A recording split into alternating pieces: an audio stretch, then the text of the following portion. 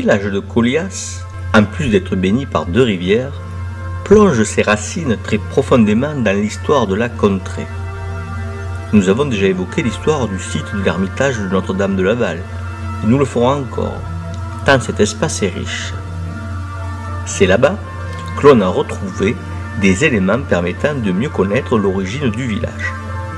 Une stèle funéraire porte une inscription qui lève le voile sur l'étymologie du nom même du village.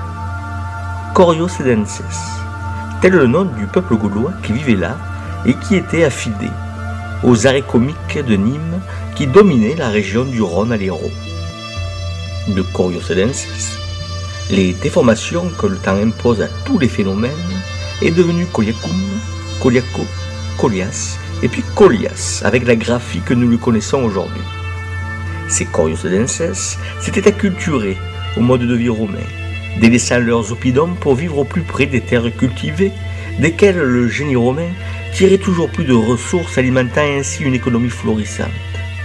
Il faut le savoir, le 1er siècle de notre ère est dans la région, dans l'ensemble de la Narbonnaise même, une période de croissance considérable.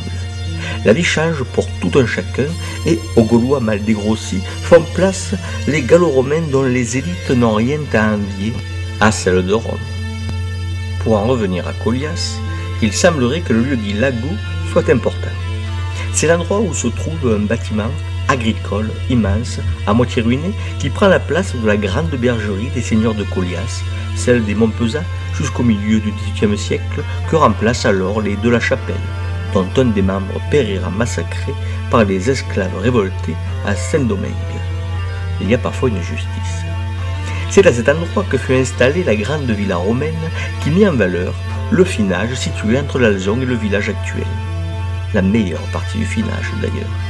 Un relevé de surface y atteste la présence d'un habitat gallo-romain. Sans doute est-ce au 1er siècle que cette villa apparaît avec les grands travaux qui animent les alentours pour la construction de l'aqueduc de Nîmes. Vaste opération d'aménagement puisqu'il s'agira également de créer des routes, d'aménager des valas.